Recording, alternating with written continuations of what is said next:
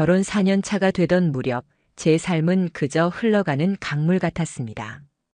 특별할 것 없는 일상, 다정하지도 차갑지도 않은 온도, 서로에게 설레지도 다투지도 않는 관계.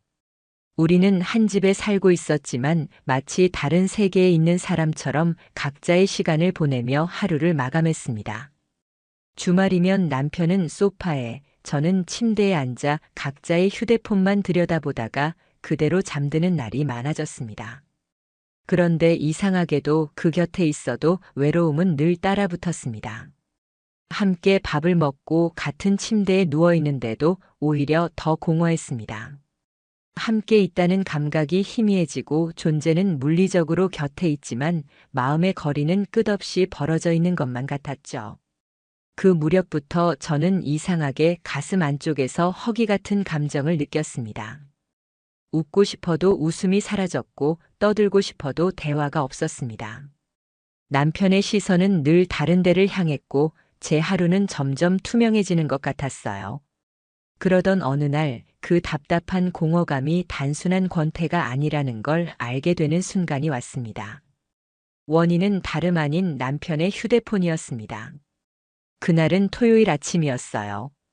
남편은 샤워를 하겠다며 욕실로 들어갔고 그는 늘 그렇듯 휴대폰을 거실 테이블 위에 아무렇지 않게 두고 갔습니다. 사실 저는 평소에도 알림창 정도는 가끔 확인하곤 했어요. 비밀번호를 바꾸지도 않았고 서로 핸드폰을 크게 터치하지 않는 게 일상이었으니까 딱히 의심하거나 주의 깊게 본 적은 없었습니다. 그날도 습관처럼 무심히 손을 뻗어 휴대폰 화면을 켜는 순간 알림창에 뜬 한 줄의 메시지가 제 눈을 붙잡았습니다. 오늘 그 카페 내가 좋아했잖아. 3시 어때? 짧은 문장이었지만 단번에 제 심장을 움켜쥐는 날카로운 손톱 같았습니다. 처음에는 내가 보낸 건가? 하고 착각했을 정도였어요. 하지만 곧 알 수 있었습니다. 그 카페를 저는 모릅니다. 가본 적도 좋아한다고 말한 적도 없었습니다. 몇 초가 몇 분처럼 굳어있던 순간 발신자의 이름을 본 저는 그대로 숨이 막혔습니다. 발신자는 서연이었습니다. 제가 서연입니다. 하지만 그 메시지를 보낸 사람은 제가 아니었죠. 순간 등 뒤에서 차가운 것이 흘러내리는 듯한 오싹함이 번졌습니다. 너무 당황해서 손에 힘이 풀렸고 폰을 놓칠 뻔하기도 했습니다. 뭐지? 장난인가? 오해일까? 별의별 생각이 다 스쳐갔죠. 하지만 그 답은 화면 안에 있었습니다. 저는 결국 메시지 창을 눌러 열고 말았습니다. 그 안에는 이미 수많은 흔적이 있었습니다. 너무나 친밀하고 은밀한 연인들끼리 주고받을 만한 대화들이 길게 이어져 있었습니다. 밤마다 영상통화를 하고 싶다 말하는 여자. 그리고 남편은 오늘은 아내가 늦게 잘 것 같으니까 괜찮아라는 식으로 대꾸했습니다. 아내인 저를 핑계 삼아 시간을 조정하면서 다른 여자와 당당히 관계를 이어가고 있었던 겁니다. 심장이 발작처럼 뛰어 귀가 울릴 만큼 시끄러워졌습니다. 손끝은 얼음처럼 차가워졌고 호흡은 가빠졌습니다. 믿고 싶지 않았지만 눈앞의 기록은 너무나 생생했습니다. 제가 모르는 농담, 제가 알지 못하는 추억, 제가 공유하지 못하는 약속으로 가득 찬 대화창이 끝없이 펼쳐져 있었습니다. 그 순간 웃음이 나더군요. 세상에서 가장 터무니없는 농담을 들은 듯 황당하게 웃음이 쏟아졌습니다. 제 이름으로 저장해놓고 제 이름으로 불리며 남편이 다른 여자와 연애를 하고 있었다는 사실. 그게 저를 가장 모욕적으로 만들었습니다. 다른 이름도 아니고 왜 제 이름이어야만 했을까요? 한동안 아무 말도 못한 채 폰을 들고 앉아 있다가 욕실에서 샤워 소리가 들려왔습니다. 찬 물 한 바가지를 뒤집어 쓴 듯이 현실이 밀려왔습니다. 남편은 지금 아무것도 모른 채 평소처럼 수건으로 머리를 털고 나올 겁니다. 저는 그 앞에서 어떻게 행동해야 할지 모르겠더군요. 그날 저녁 수많은 감정이 쏟아지려 했지만 저는 결국 아무 말도 하지 않았습니다. 화를 쏟아내고 당장 따지고 싶었지만 제 안에 또 다른 목소리가 속삭였죠. 더 많은 걸 알아야 해. 지금 폭발하면 끝이야. 저는 분노를 삼켰습니다. 대신 그날부터 제 안의 모든 감정은 차갑게 식었고 머리는 싸늘하게 맑아졌습니다. 이제 감정이 아니라 사실이 필요했습니다. 그동안 남편이 얼마나 저를 속여왔는지, 그 여자는 누구인지, 어떻게 제 자리를 침범했는지 그것들을 낱낱이 확인하는 게 우선이라고 생각했습니다. 그 뒤로 저는 남편을 조용히 감시하기 시작했습니다. 문자, 통화 기록, 톡, 차량 위치, 세탁기 속옷까지 모든 단서 하나하나를 노려봤습니다. 카페 영수증엔 제가 가본 적 없는 프랜차이즈 이름이 찍혀 있었고 카드 내역엔 제가 사지도 않은 여성 속옷 매장 결제가 남아 있었습니다. 제가 입지도 받아본 적도 없는 브랜드의 이름이 적혀 있었어요. 그 흔적들이 하나씩 쌓일 때마다 제 마음속에서 남편과 그 여자의 그림자가 더 또렷해졌습니다. 결정적인 건 어느 밤이었습니다. 남편은 대리운전을 불렀다며 금방 들어온다고 말했지만 결국 새벽녘이 되어서야 들어왔습니다. 눈은 풀려 있었고 무기력하게 변명조차 하지 않은 채 잠들어 버렸죠. 다음 날 저는 아무렇지 않게 남편 차를 타고 주차장으로 내려갔습니다. 글로브 박스를 열자 봉투 하나가 놓여 있었습니다. 그리고 봉투 위에는 이렇게 쓰여 있었습니다. 서연이가 제일 좋아하는 향. 그 한 문장을 보는 순간 제 시야가 붉게 물들었습니다. 그 편지를 집어드는 손이 떨려 제 손등의 혈관이 도드라질 정도였고 치아가 부딪히도록 이를 악물었습니다. 그 순간 저는 남편의 휴대폰을 꺼내 그대로 서연이에게 전화를 걸었습니다. 벨이 2번 울리자마자 여자가 전화를 받았습니다. 잠깐의 침묵 끝에 상대방 입에서 나온 목소리는 제 심장을 산산이 부수는 듯 했습니다. 어머, 와이프분이세요? 그 여자의 말투에는 놀람보다 여유, 두려움보다 비웃음이 담겨 있었습니다. 저는 떨리는 목소리로 말했어요. 네, 제가 서연인데요. 당신은 누군데 제 이름으로 저장돼 있죠? 잠깐 정적이 흐른 뒤 여자는 웃더니 아주 느리고 비꼬는 어조로 이렇게 말했습니다. 어머, 몰랐어요? 언니 이름 예쁘잖아요. 그래서 쓰는 건데. 순간 눈앞이 아득해졌습니다. 세상이 기울고 귀에서는 심장이 부서지는 소리만 울려 퍼지는 듯 했습니다. 제 이름이 그들의 장난감처럼 쓰였고 그 여자는 대놓고 제 존재를 비웃고 있었습니다. 그날 이후 저는 무너져 내렸습니다. 하지만 울면서 무너지는 게 아니라 서서히 미쳐가는 것 같았습니다. 끓어오르는 분노에 손이 떨렸고 가슴이 저릴 만큼 고통스러웠지만 동시에 하나의 결심이 굳어졌습니다. 이들 둘을 반드시 끝내야겠다고. 남편의 휴대폰 너머로 들려왔던 그 여자의 목소리가 귓가에 남아 며칠 내내 떠나질 않았습니다. 어머, 와이프분이세요? 하며 비웃듯 뱉던 말투, 그리고 내 이름이 예쁘다며 함부로 내뱉던 웃음. 그 소리가 제 귓속을 긁는 것처럼 쩌렁쩌렁 울려 퍼지면서 순간마다 치를 떨게 만들었습니다. 단순히 남편이 외도를 했다는 사실보다 더 잔혹했던 건 그 여자가 제 존재를 의도적으로 조롱하고 있었다는 점이었습니다. 그 모욕감은 제 가슴 한가운데 불씨처럼 남아 끝없이 화를 키웠습니다. 하지만 저는 폭발하지 않았습니다. 남편이 욕실에서 나온 순간에도 평소와 다를 바 없는 듯 무심하게 소파에 털썩 앉아 TV 리모컨을 만지작거리는 모습 앞에서도 저는 말 한마디 내뱉지 않았습니다. 오히려 그 무심함이 저를 더 전율하게 만들었어요. 눈앞의 남자는 제가 모든 걸 알고 있다는 사실조차 모르는 얼굴이었고 그게 너무 기괴하고 끔찍했습니다. 제 안에서는 화산처럼 감정이 치밀어 올랐지만 동시에 직감했습니다. 지금 내 감정을 쏟아내면 아무것도 얻을 수 없다고. 지금 필요한 건 냉정함과 증거라는 것을. 그날 이후부터 저는 스스로를 낯선 사람처럼 껍데기에 가두었습니다.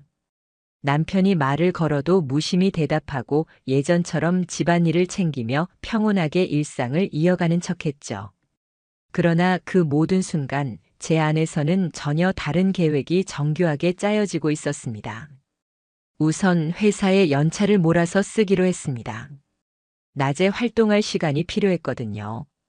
남편이 출근하는 시간, 퇴근하는 시간, 심지어 길게는 출장이나 회식이 있을 듯한 날까지 확인하고 기록했습니다. 그가 얼마나 일관되게 행동하는지, 어디에서 빈틈이 생기는지 관찰했습니다. 마치 제 남편이 아니라 취조 대상의 동선을 기록하듯 저는 작은 수첩 하나에 날짜별로 메모를 빼곡히 적었습니다. 주차장에 몇 시에 들어왔는지, 카드 결제 알림이 어디에서 떴는지, GPS 위치가 어느 지역에 찍혔는지까지 모두 하나하나 빠짐없이 적어 나갔습니다. 일주일 정도 지나자 패턴 하나가 명확하게 보였습니다. 매주 수요일 남편의 퇴근은 정확히 1시간가량 늦어졌습니다. 저는 의아했습니다.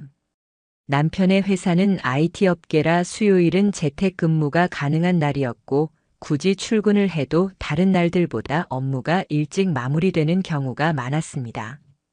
그런데 유독 수요일만은 늘 같은 간격으로 늦는 겁니다. 집에 돌아오면 늘 비슷한 거짓말을 했습니다. 아, 오늘 갑자기 팀 미팅이 길어졌어. 같은 변명들. 하지만 제 눈엔 이미 모든 게 가짜로 보였습니다.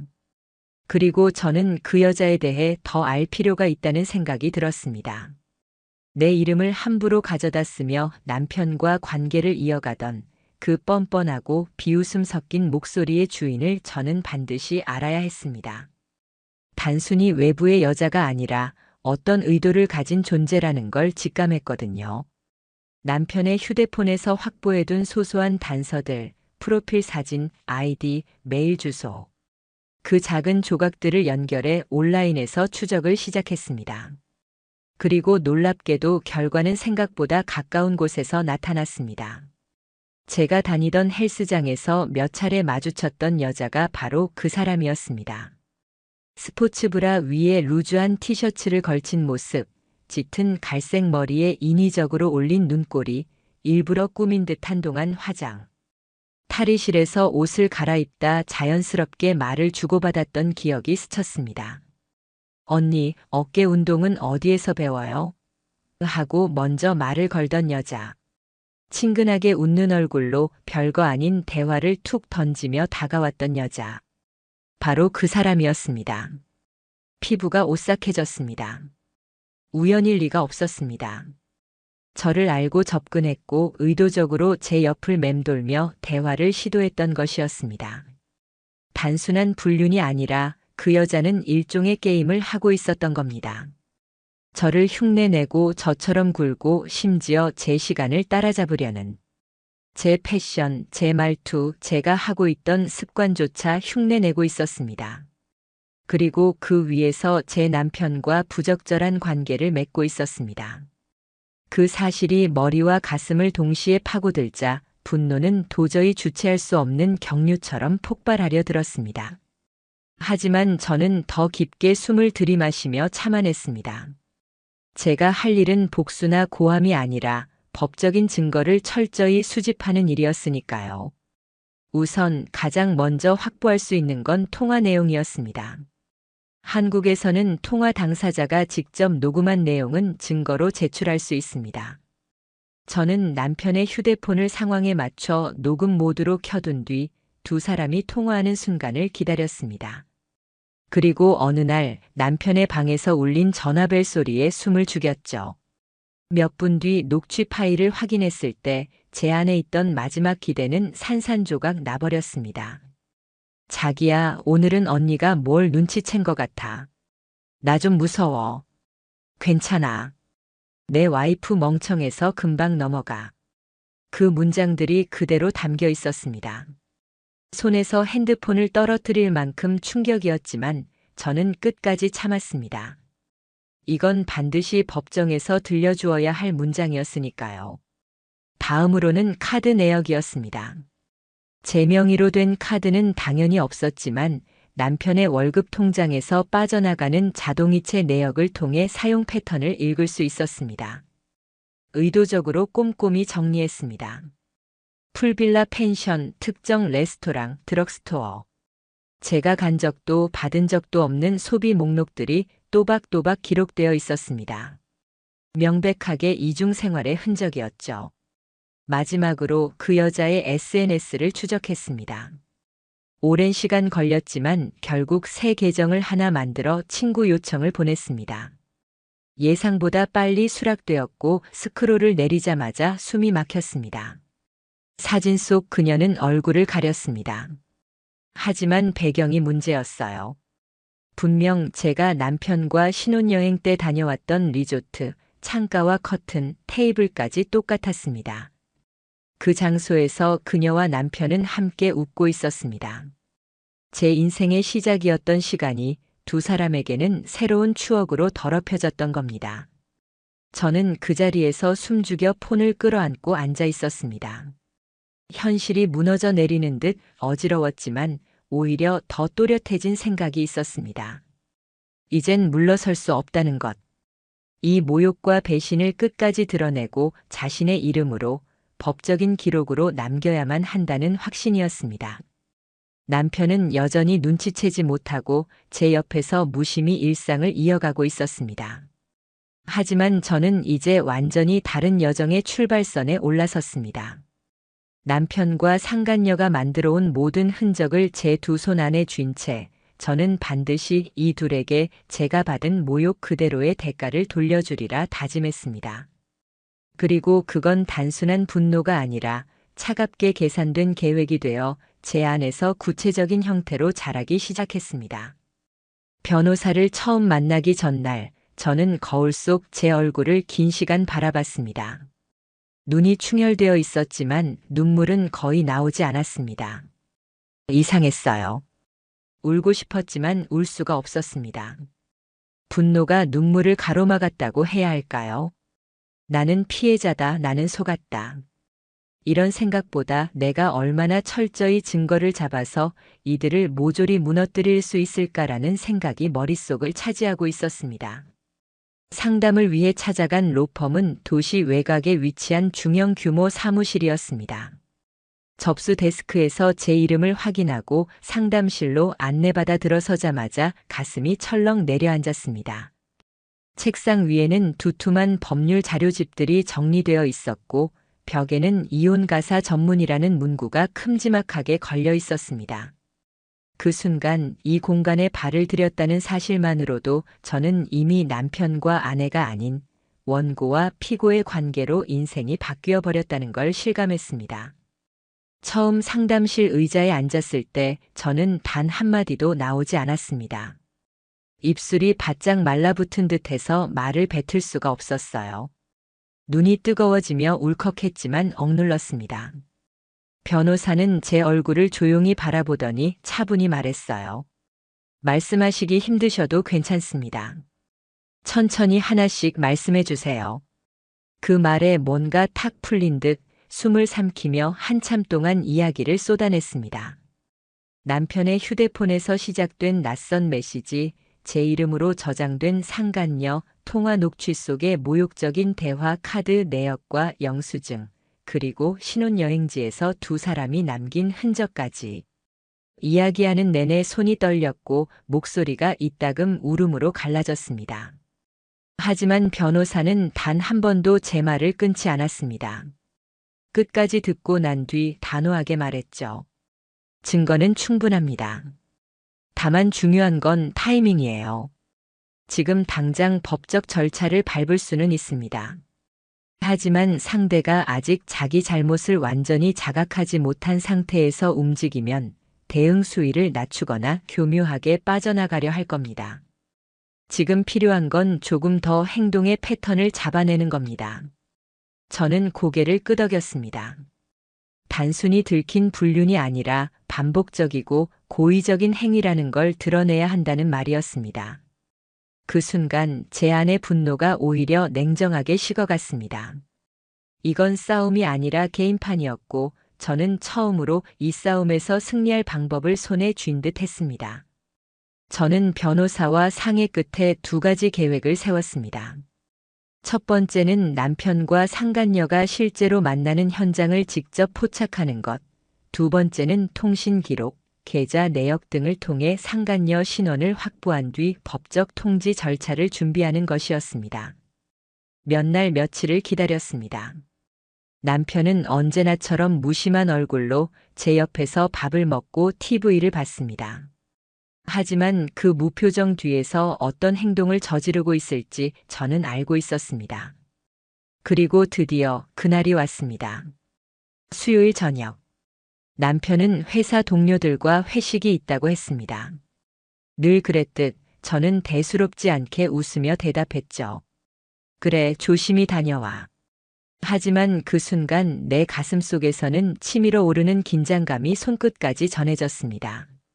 남편이 집을 나서자마자 저는 휴대폰에 설치해둔 위치 추적 앱을 켰습니다. 그의 차량 위치는 예상대로 회사 방향이 아니었습니다. 도심에서 조금 벗어난 외곽 쪽.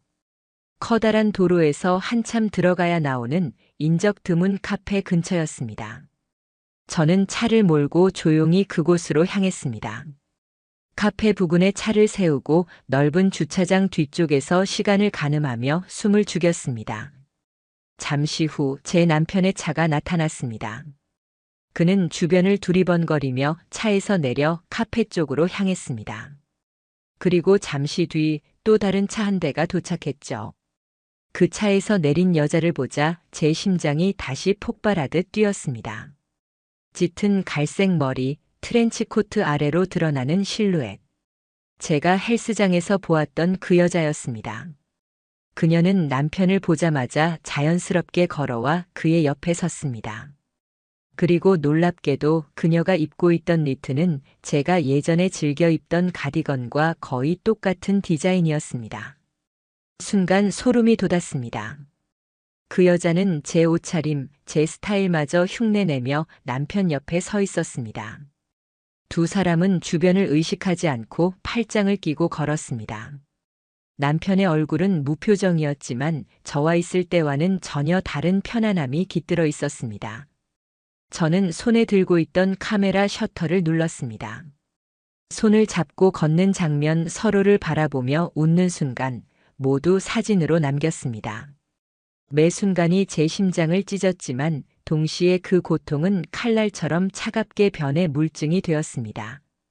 그날 밤 집으로 돌아온 남편은 술에 취한 듯한 얼굴로 소파에 드러누웠습니다. 마치 아무 일도 없다는 듯 리모컨을 들고 무심하게 채널을 돌렸습니다. 저는 주방에서 그 모습을 바라보다가 속으로 중얼거렸습니다.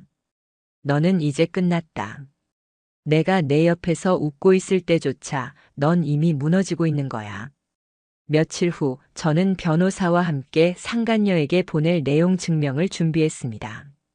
문장은 담백한 법률 문구로 나열되었습니다. 귀하가 본인의 남편과 부적절한 관계를 유지한 사실에 대해 정신적 피해 및 혼인관계 파탄의 책임을 물어 민법 제750조에 따라 손해배상 소송을 진행할 예정입니다. 내용 증명이 발송되던 날 남편은 평소보다 훨씬 일찍 귀가했습니다. 현관문을 열자마자 저를 보며 묻더군요. 혹시 너 무슨 짓 했어? 저는 담담하게 웃었습니다. 왜? 겁나? 제 목소리는 떨리지 않았습니다. 오히려 평온했습니다. 이제 시작이야. 그 말을 듣는 순간 남편의 얼굴은 하얗게 질려갔습니다. 평소에는 뭐든 무심하게 넘기던 그가 처음으로 두려움에 흔들리는 눈을 보였습니다. 그 모습이 제게는 오히려 씁쓸한 희열이 되어 돌아왔습니다. 며칠 뒤 상간녀에게서 직접 전화가 왔습니다. 울먹이던 목소리는 곧 바뀌어 부드럽고 건조해졌습니다. 그 사람 나 좋아한 건 맞아요. 언니가 너무 차갑게 하니까 외로워서 그런 거겠죠. 그 말은 제 심장을 다시 찔렀지만 저는 끝내 화를 내지 않았습니다. 오히려 차갑게 대답했죠. 내가 아무리 그렇게 합리화해도 법은 다르게 말할 거야. 그 순간 저는 확신했습니다. 이제부터는 감정의 싸움이 아니라 절차의 싸움이라는 것을. 모든 준비는 끝났고 이 게임은 이제 법정으로 넘어갈 것이었습니다. 상간녀에게 내용 증명을 발송하고 나서부터 우리 집의 공기는 눈에 보이지 않는 벽처럼 차가워졌습니다. 부부라는 명목 아래 한 지붕을 쓰고 있었지만 그 안에서 오가는 따뜻함은 단 한 조각도 남아있지 않았습니다. 남편은 매일 퇴근 후 곧장 집으로 들어왔고 술에 취해 늦게 오는 일은 사라졌습니다. 이전에는 휴대폰만 붙잡고 무심히 웃던 남자가 이제는 거실 소파에 앉아 얇게 떨리는 숨을 몰아쉬었습니다. 그 침묵 속에서 그의 눈만이 허공을 맴돌았고 때로는 저를 훔쳐보듯 의식했고 또 어떤 날은 마치 무언가를 설명하고 싶어 하는 듯 입술을 달싹였지만 끝내 아무런 말도 뱉지 못했습니다. 저는 그와 단 한마디도 의미 있는 대화를 하지 않았습니다. 밥 먹어. 문 잠갔어? 같은 의무감 섞인 짧은 대화만 흘러나왔습니다. 서로의 눈을 마주치지 않은 채. 그리고 저는 일부러 그 시간을 견뎠습니다. 그 침묵 자체가 그에게 주어진 가장 날카로운 형벌처럼 느껴졌습니다. 그는 그 침묵 속에서 점점 초라해지고 있었습니다. 어느 날 저녁 남편이 조심스럽게 무언가를 꺼내듯 말을 걸었습니다. 언제까지 이럴 거야? 저는 천천히 그를 바라보다가 단호하게 대답했습니다. 그건 내가 이미 결정했어. 그 여자를 내 이름으로 저장한 순간부터. 순간 남편의 얼굴이 일그러졌습니다. 그리고 제 앞에서 두 손으로 얼굴을 감싸며 흐느끼기 시작했습니다. 그는 처음으로 울었습니다. 하지만 그 울음은 제게 어떤 동정도 연민도 불러일으키지 않았습니다. 오히려 더 깊은 비참함만을 느꼈습니다. 왜냐하면 그는 아직도 모르는 눈치였으니까요. 자신의 불륜이 단순한 배신이 아니라 제 이름을 욕보이고 가장 잔인한 방식으로 조롱했다는 사실을 그는 끝끝내 이해하지 못하는 듯 했습니다. 그저 울며 중얼거렸습니다. 진짜 널 이렇게까지 아프게 하려던 건 아니었어. 그 말이 제 귀에 닿자 저는 오히려 싸늘하게 마음이 식어버렸습니다. 용서도 미련도 기대도 없는 차가운 비참함. 그때부터 더 이상 이 결혼을 붙잡을 이유가 없다는 확신이 손에 잡혔습니다. 그래서 저는 본격적으로 이혼 준비에 들어갔습니다. 먼저 가정법원에 이혼 조정 신청을 넣었습니다. 변호사는 증거들이 충분히 쌓여 있어 제 편에 유리하다고 말했습니다. 불륜은 단순히 의심이 아닌 대화 내역과 녹취, 신혼여행지 사진, 카드 내역, 현장 포착 사진까지 갖추고 있었습니다. 법적으로 입증이 명확한 상황이라 제가 이혼을 원하는 이상 받아들여질 가능성은 높았습니다. 더군다나 남편은 경제적으로 수입이 더 많았기에 위자료와 재산 분할에서도 명확히 제 권리를 주장할 수 있는 위치였습니다. 저는 변호사에게 요구 조건을 정리해 전달했습니다. 위자료 3천만 원, 혼인 기간 동안 적립된 예금 절반, 그리고 상간녀에 대한 손해배상은 별도로 진행하는 것. 변호사는 담담히 고개를 끄덕이며 절차를 밟아주겠다고 했습니다. 그러나 여기서 끝은 아니었습니다. 저는 반드시 그 여자가 법정에서 제 눈앞에 마주 서도록 만들고 싶었습니다. 그녀가 내 이름을 사용하며 어떤 짓을 저질렀는지, 그 행위가 얼마나 비열하고 뻔뻔했는지 진술서로 확인받고 싶었습니다. 소환 조사가 시작되었을 때 그녀는 처음에 뻔뻔하게 나왔습니다. 변호사를 통해 연인 관계는 맞지만 결혼 중인지 몰랐다는 거짓을 내세웠습니다. 그러나 제가 꺼낸 증거는 돌처럼 단단했습니다. 혼인관계 증명서, 가족 행사 사진, 남편 통화 내역 속에 적힌 오늘 아내 회식이라 가능할 듯이라는 문장, 심지어 남편 명의의 보험 수혜자 항목에 떡하니 적힌 제 이름까지. 그녀의 얼굴이 굳어져 갔습니다. 그 자리에서 변명은 무너져 내렸습니다. 결국 그녀는 진술서를 써서 제출했습니다. 서연이라는 이름이 남편의 실제 배우자 이름임을 알면서도 사용한 것은 맞습니다. 하지만 그는 결혼 생활이 사실상 끝났다고 했기에 사랑이라 믿었습니다. 그 문장을 읽는 순간 제 안에서 피가 거꾸로 솟는 듯 했습니다. 그녀는 여전히 자기 합리화에 기대고 있었지만 그 한 줄은 동시에 제게 확실한 승리의 증거가 되었습니다. 법원의 판결은 명확했습니다. 상간녀는 저에게 손해배상 1,500만 원을 지급하라는 명령을 받았습니다. 그리고 남편과의 이혼 조정 역시 제가 요구한 조건 대부분이 받아들여졌습니다. 판결이 내려진 날 밤 남편은 마지막으로 제게 물었습니다. 그래도 우리 좋았던 때도 있었잖아. 그 기억까지 다 지울 거야? 저는 조용히 고개를 저었습니다. 그 기억은 내가 내 이름으로 다른 여자를 불렀던 순간 전부 쓰레기가 됐어. 그 말은 제 입술에서 사슬처럼 흘러나와 그를 묶어버렸습니다. 그는 더는 대꾸하지 못했습니다. 눈빛은 공허했고 어깨는 무너져 있었습니다. 이제 모든 절차는 서서히 마무리되어 가고 있었습니다. 위자료 재산 분할, 상간녀에 대한 손해배상 판결까지. 하지만 제 안에서는 마지막 남은 갈증이 있었습니다. 반드시 끝까지 확인하고 싶었습니다. 그녀가 어떤 모습으로 무너지는지를 직접 눈으로 보고 싶었습니다. 그래야만 이 이야기의 마지막 페이지를 제대로 넘길 수 있을 것 같았습니다. 그리고 저는 그 끝을 준비하기 시작했습니다. 이혼 서류에 도장을 찍던 순간 제 손끝은 묘하게 무거웠습니다. 작은 도장이 종이 위에 떨어지는 소리조차 커다란 종소리처럼 가슴에 울려 퍼졌습니다. 그렇게 간단한 동작 하나가 4해 동안 이어졌던 결혼을 끝내는 의식이 된 겁니다.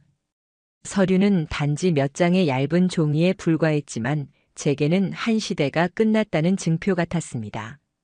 사무실을 나오자 차가운 바람이 얼굴을 스쳤고 미묘하게 뜨겁고 또 쓰라린 눈가가 시큰거렸습니다. 차 안에 앉아도 바로 시동을 켜지 못했습니다. 그냥 가만히 창밖을 바라보며 나는 이제 더 이상 아내가 아니다라는 사실을 곱씹었습니다. 자유로워졌다는 감각보다는 허무함이 먼저 찾아왔습니다. 모든 분노와 증오, 집착이 절정으로 끌어올랐다가 판결과 함께 멈춰 섰을 때 제 안은 텅 빈 창고처럼 고요했습니다.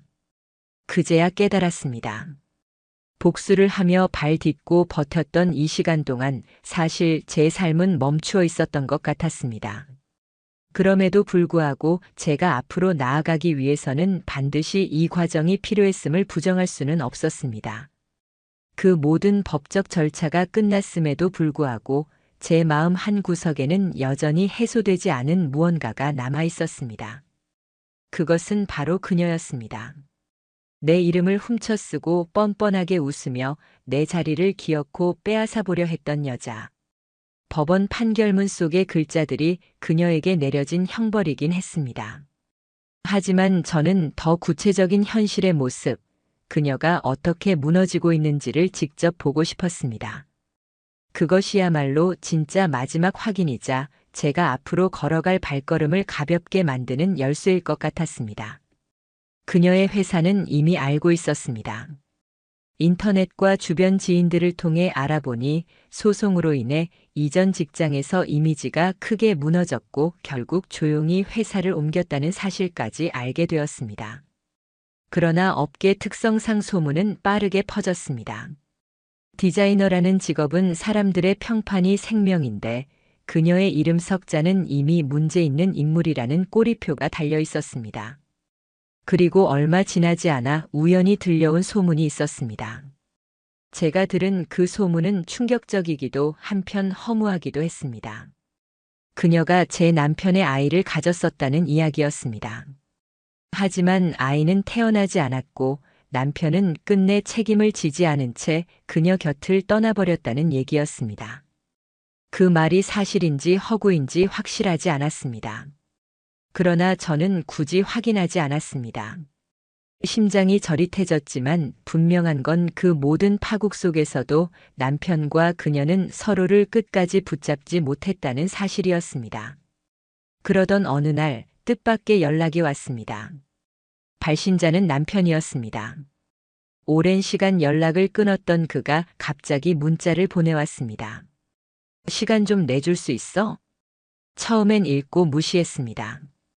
그러나 집요하게 메시지가 이어졌습니다. 결국 저는 한 카페에서 마주 앉았습니다.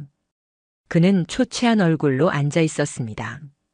눈 밑에는 깊은 다크서클이 파였고 말라깽이처럼 체중이 빠져 있었습니다.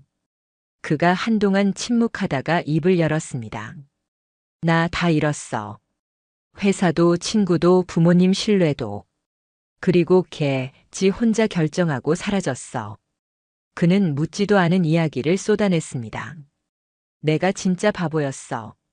걔는 너랑 달랐어. 너처럼 배려해주지도 않았고 기다려주지도 않았어. 말이 안 통했어. 그 목소리를 들으며 저는 이상하게도 더 이상 아무런 감정도 일어나지 않는 걸 느꼈습니다. 분노도 안쓰러움도 없었습니다. 그저 이제 이 사람의 이야기는 내 인생과 관련이 없다는 생각만 들었습니다. 대화는 오래 가지 않았습니다. 저는 자리에서 일어나며 단호하게 말했습니다. 넌 돌아올 자리도 없어. 그리고 난 너랑 다시는 엮이지 않을 거야. 그 말을 끝으로 우리는 완전히 멀어졌습니다. 그 즈음 저는 마지막으로 그녀에 대해 확인하고자 마음을 먹었습니다. 남편은 무너져 있었지만 저는 끝내 그 여자의 마지막 모습을 제 눈으로 봐야만 진짜 끝낼 수 있을 것 같았습니다. 며칠을 수소문하며 인터넷 커뮤니티, 공용 계정, 그녀 지인의 소셜미디어를 뒤졌습니다. 그리고 결국 저는 한 장의 사진을 발견했습니다. 사진 속 그녀는 허름한 고시원 근처에서 노트북 하나를 들고 서 있었습니다. 얼굴은 찍히지 않았습니다. 그러나 긴 머리카락, 체형, 어깨선이 분명히 그녀였습니다. 초라한 그림자로 남은 모습, 화려한 옷차림도 유혹적인 웃음도 사라지고 남은 건 좁고 어두운 골목길에 기댄 뒷모습뿐이었습니다. 그 사진을 보자 저는 심장이 서늘하게 식어갔습니다. 희한하게도 복수의 쾌감이라기보다 끝맺음의 안도감이 더 크게 밀려왔습니다. 저는 핸드폰에 그 사진을 저장한 뒤 그동안 모아온 모든 증거 파일을 하나씩 지웠습니다. 긴 호흡 끝에 마침내 제 안의 전쟁도 끝난 겁니다. 제 이름을 장난감처럼 쓰고 남편과 함께 제 세계를 무너뜨리려던 그 여자. 하지만 결국 그녀는 아무것도 얻지 못했습니다. 제 자리를 빼앗아 앉지도 못했고 결국 스스로 떨어져 나가버렸습니다. 그리고 그 이름은 다시는 그녀의 입에서도 남편의 입에서도 함부로 불리지 않을 겁니다. 마지막 키보드 클릭 소리와 함께 증거 폴더가 사라지자 제 손끝은 전보다 훨씬 가벼워졌습니다. 이제 제가 살아가야 할 인생의 페이지가 눈앞에 펼쳐져 있었습니다.